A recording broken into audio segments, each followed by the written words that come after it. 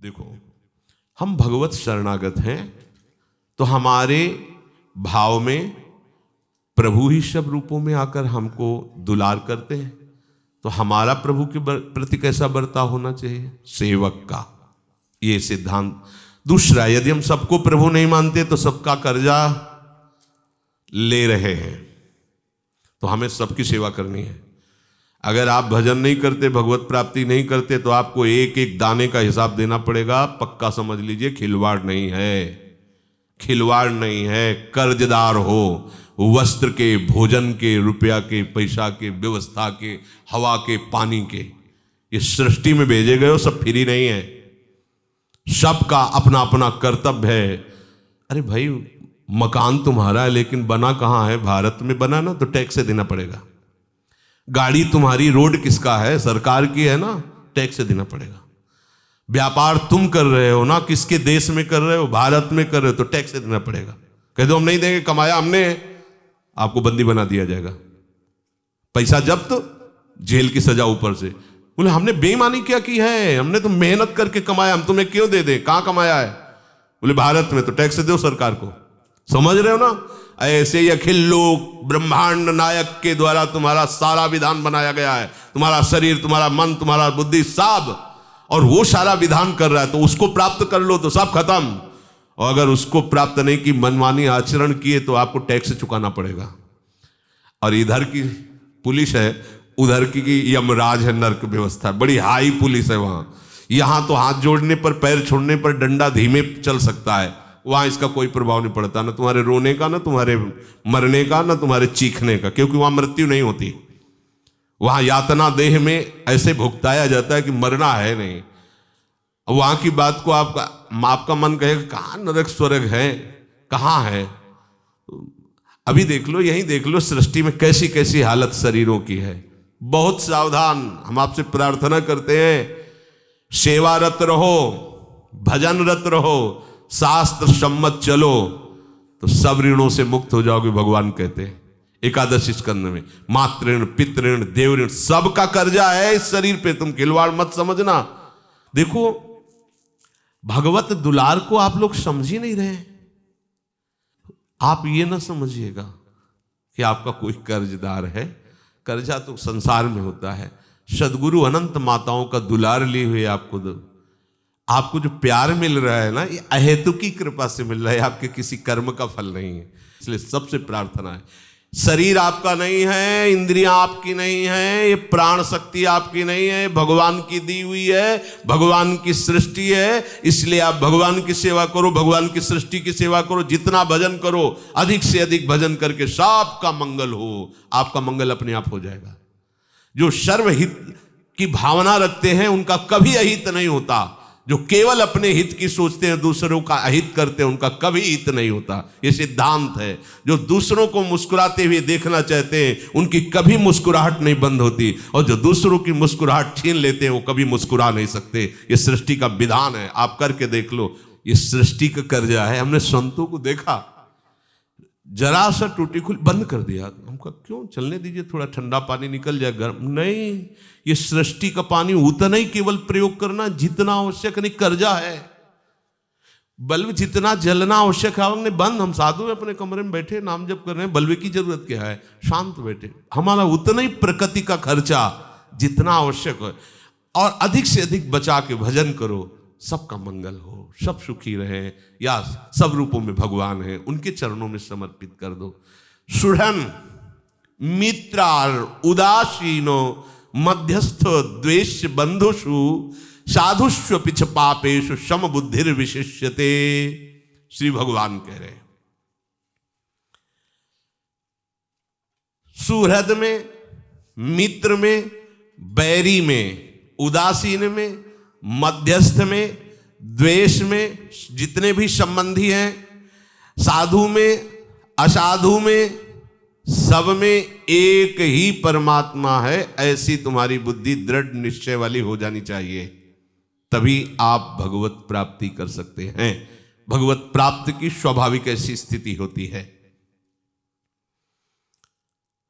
जो माता की तरह प्रेम करता है, पर ममता रहित होता है। सबका मंगल करने की भावना रहती है, स्वभाव ही होता है सबका मंगल करना, पर ममता रहित होता है। ध्यान रखना, साधु कभी ममता युक्त नहीं होता। अद्वेष्टा सर्वभूतानाम मैत्रः करुण एवच निर्ममो। ममता केवल प्रियाजू के चरणों में, ममता किसी से नहीं होती। उसी भावना से सबको प्यार करता है, दुलार करता है, सबको सुख पहुंचाता है, पर ममता किसी से नहीं होती। कोई ये ना समझ ले कि ये हमसे आसक्त है। आसक्ति शब्द केवल प्रियाजू प्रियालाल के चरणों में होती, पर वैसा ही वो व्यवहार करते हैं। जो सुहृद है, सर्वभूत हिते रता है, वो ऐसा ही व्यवहार। आपको लगेगा कि मुझे सबसे ज्यादा प्यार करते हैं, बिल्कुल नहीं प्यार करते। प्यार शब्द केवल प्रियालाल के चरणों में है, ममता शब्द केवल प्रियालाल के चरणों में है, अपनापन केवल प्रियालाल के। आप प्रियालाल से जुड़ रहे हैं, प्रियालाल के हैं, इसलिए वो आपको प्यार मिल रहा है। वो सांसारिक ममता नहीं है, वो सांसारिक राग नहीं है। जो महापुरुष होते हैं वो सबके सुहृद होते हैं, जो करते हैं उसके बदले में वो कुछ उपकार नहीं चाहते। मैंने ये किया तो तुम्हें कुछ मेरे लिए करना चाहिए, ऐसा नहीं चाहते। साधु महात्मा जितने भी भगवत प्रेमी जन है, वो यही चाहते हैं कि तुम अच्छे से भजन करो, तुम्हारा शरीर स्वस्थ रहे, तुम्हारा मन प्रसन्न रहे, तुम इसी जन्म में भगवत प्राप्ति कर लो। और इस विषय पर जब वो आपको शासन में लेते हैं तो आपको लगता है कि कोई स्वार्थ होगा। नहीं, गुस्सा क्यों करे, बिल्कुल स्वार्थ नहीं होता, बिल्कुल नहीं। माता पिता का तो स्वार्थ होता है दुलार करने पर, बड़ा होगा, हमारा बुढ़ापे का सहारा बनेगा। आज हम इसको पवा रहे हैं तो कल जब हम पाने लायक नहीं रहेंगे, मेहनत करने लायक, तब ये कल पवाएगा। आसरा होता है साधु का, ये केवल भगवत प्राप्ति कर ले, केवल इतना। जरा सा आप भगवत प्राप्ति के मार्ग के प्रतिकूल हुए, वो बरस पड़े, तुम्हें समझ में नहीं आ रहा उनका प्यार, उनकी कृपा समझ में नहीं आ रही कि वो ऐसे समदर्शी महात्मा भगवत चिंतन वाले हमको डांट रहे हैं। कितनी बड़ी कृपा ठाकुर जी की हुई कि उन्होंने उधर से दृष्टि हटा के हमारे ऊपर दृष्टि की, हमारे मंगल के लिए। तुम्हें तो लग रहा है फ्री बैठे, धर्मशाला है, कोई भी उनके चित्त में चला जाए। कोई धर्मशाला नहीं है साधु का हृदय, ये पर्सनल महल है। एकांतिक प्रेम जिनके हृदय में है, वो संत महात्मा देख लें, हमसे भाषण कर लें, हमें सेवा का सौभाग्य दें, तो ये हमारे ठाकुर की विशेष कृपा हमारे ऊपर हुई। हम लोग क्या समझते हैं, इनकी जिम्मेवारी, चलो मान गए, तो तुम्हारी जिम्मेवारी क्या है? तुम्हारा भी तो कर्तव्य है कि तुम उनकी आज्ञा का पालन करो। कोई भी संत ऐसी आज्ञा नहीं कर सकता जिसमें तुम्हारा अहित हो, अमंगल हो, पक्का समझना। उनका हंसना खेलना, नाराज होना, उनका प्यार भरा वचन बोलना या कटु वचन बोलना, दोनों बातें तुम्हारे मंगल के लिए होती है। सदैव कटु शासन ही नहीं किया जा सकता, कभी कभी प्रेम। अब जब प्रेम की बात होती है, हंसना खेलना, तो उसमें तुम्हें ममता नजर आएगी। ममता मां से भी बढ़कर है, दिखाई देगी, लेकिन एकदम किंचन मात्र ममता नहीं। सुहृद, वो सबके सुहृद है। वो जब जिससे बात करते हैं उसको यही अनुभव होगा कि सबसे ज्यादा हमको प्रेम करते हैं।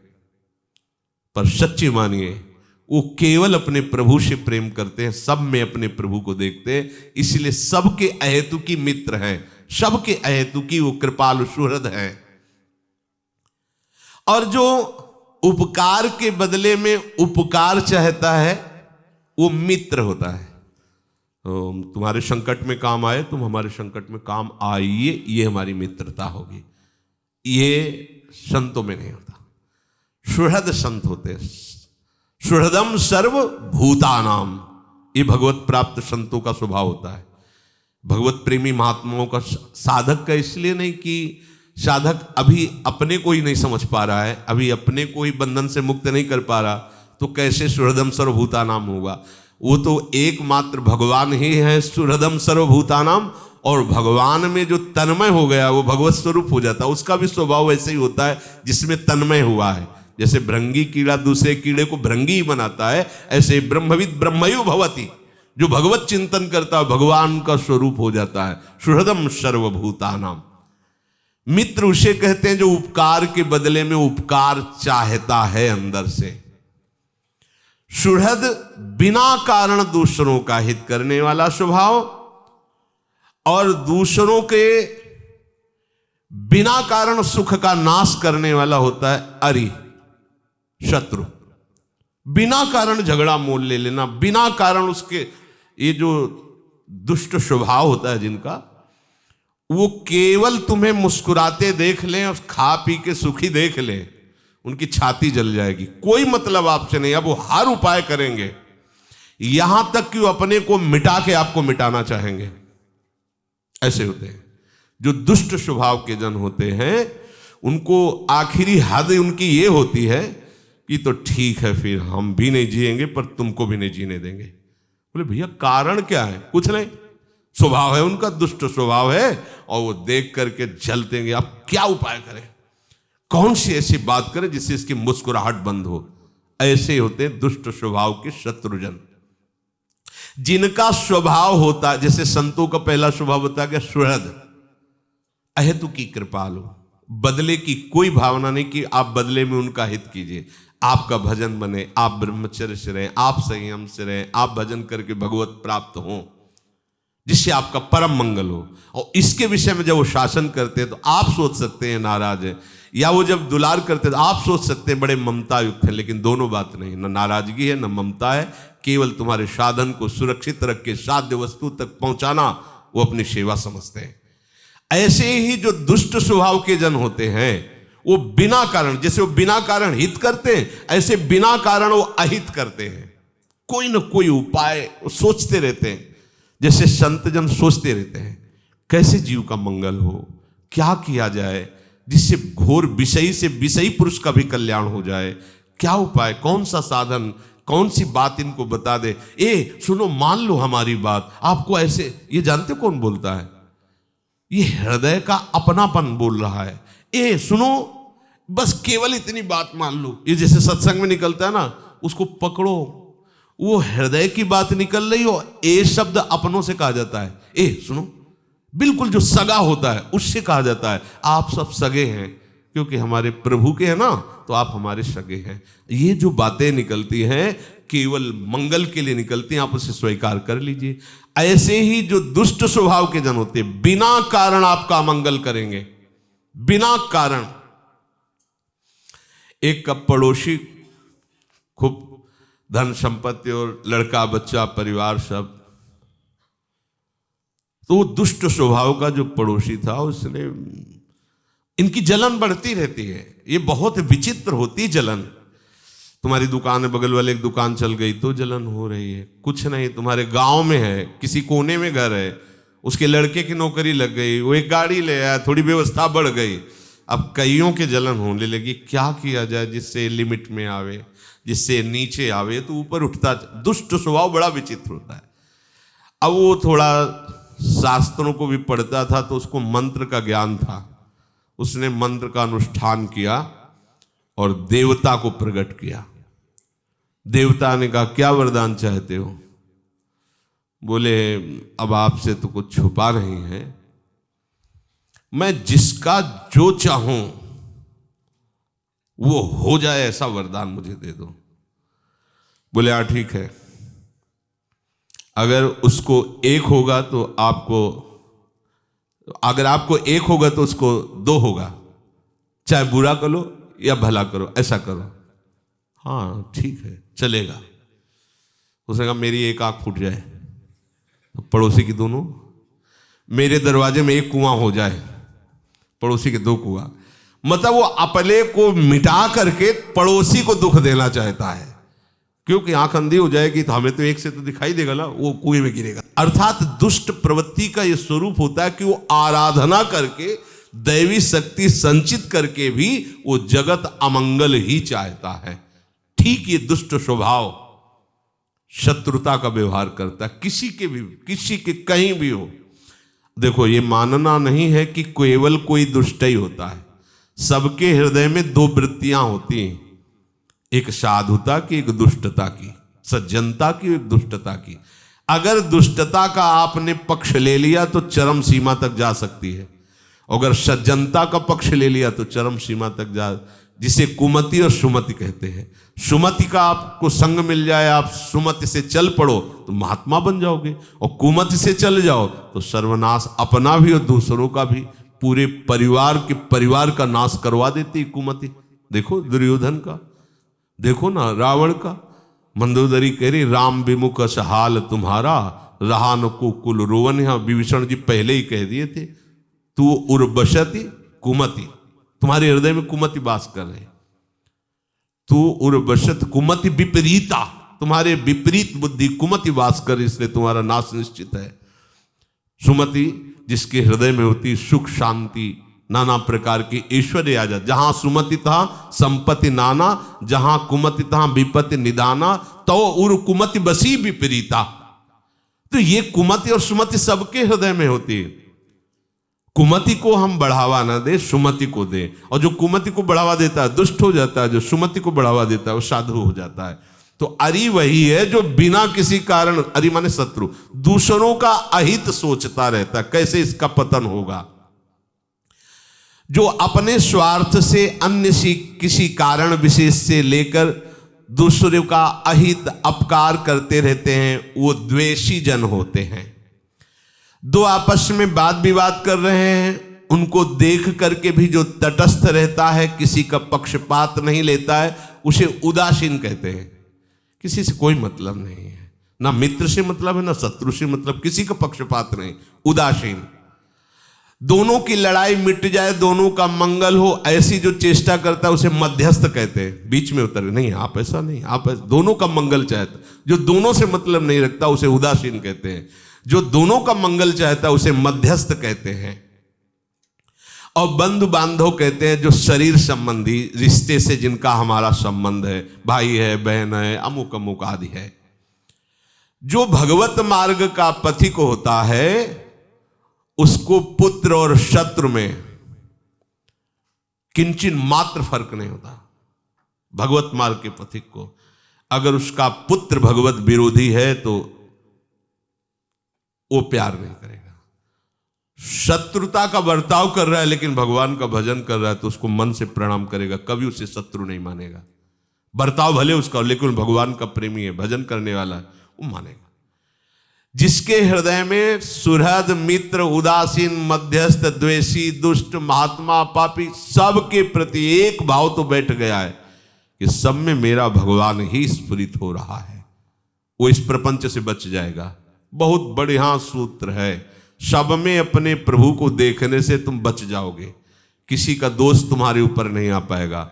जैसे हमारी दृष्टि गई, देखा ये गलत है, ये पाप है, ये नहीं होना चाहिए, अगर हम वहीं तुरंत भावना कर ली कि इसमें भी तो मेरे प्रभु हैं, तो अब ये जो असत धारणा असत विचार हमारे बन रहे थे वो प्रभाव नहीं डाल पाएंगे।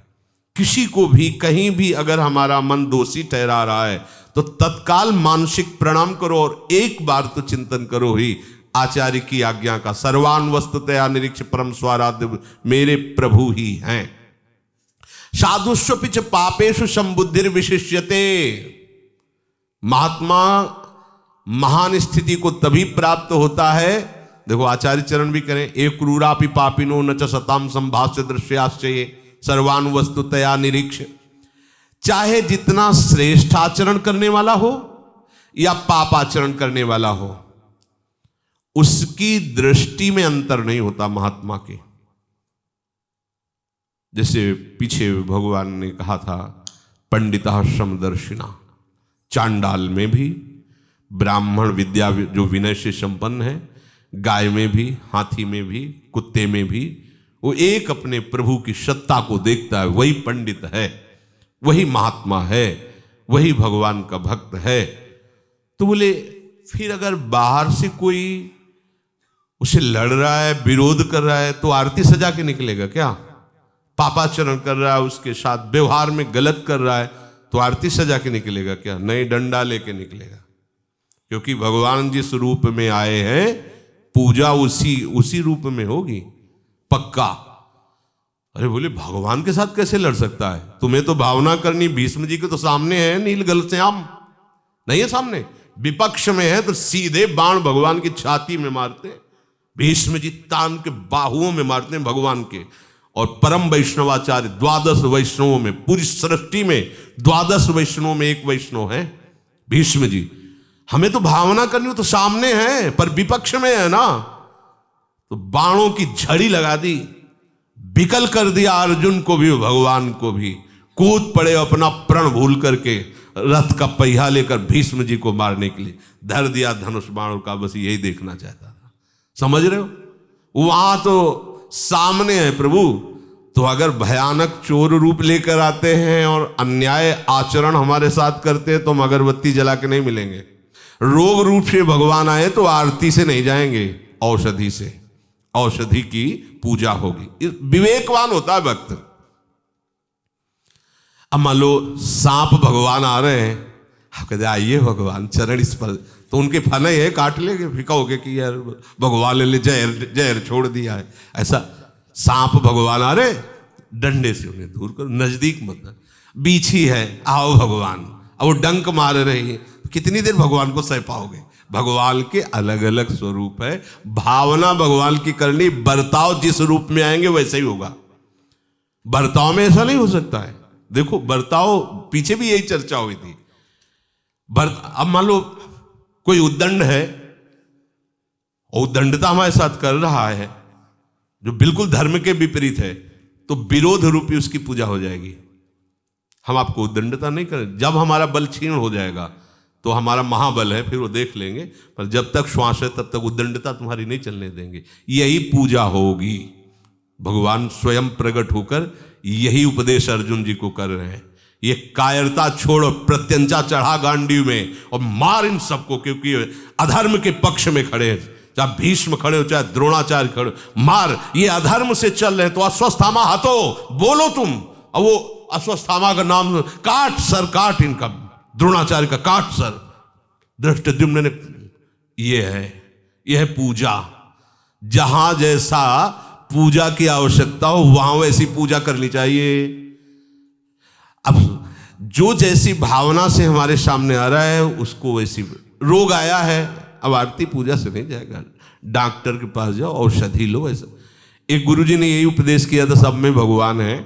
वो जा रहे थे, हाथी पागल हो गया था, तो महावत ऊपर चढ़ा हुआ मार अंकुश उसको शासन में लेने की चेष्टा कर पा, वो दूर से चिल्लाता, हट जाओ, हाथी हमारे कंट्रोल के बाहर है, वो पागल है। तुम्हारे कहा भगवान सब में है। जो महावत बैठा हुआ था, ये पागल है, मार देगा, भगवान सब में है। नजदीक गए, हाथी ने सूंड पकड़ा, मारा, उधर टांग टूट गई, हाथ टूट गई, लत के गुरु जी के पास में। उनका बेटा क्या हो गया? बोले आपके उपदेश ने दुर्गति करवा दी।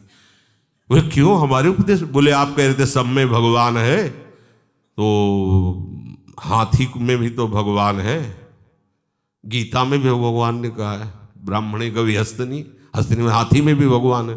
वो आपने वही उपदेश किया था, तो हमने तो हाथी में भगवान देखो, भगवान ने उठा के पटक दिया तो हमारे हाथ पैर टूट गए। बोले किसी ने रोका नहीं? बोले नहीं, महावत तो घंटों से चिल्ला रहा था, दूर से चिल्ला रहा था कि बाप भागो। बोले महावत में तुमको भगवान नहीं दिखाई दिए? महावत में भगवान नहीं, हाथी में, पागल हाथी है उसमें भगवान तुम्हें दिखाई दो। महावत जो पहले से चिल्ला रहे, भगवान ही तो कह रहे थे भाग जाओ, नहीं तुम्हारे हाथ पैर टूट जाएंगे, नहीं वाले तो टूट गए हाथ पैर। समझना पड़ेगा, विवेक से समझना